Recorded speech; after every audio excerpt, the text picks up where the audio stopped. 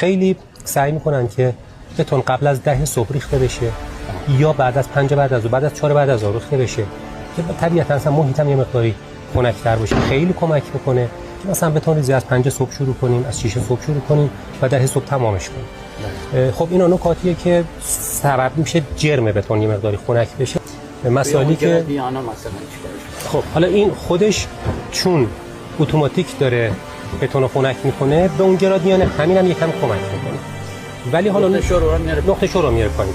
حالا ولی نکات بعدیش اینه که در حقیقت ما اجازه خنک شدن سریع به سطح بتون ندیم.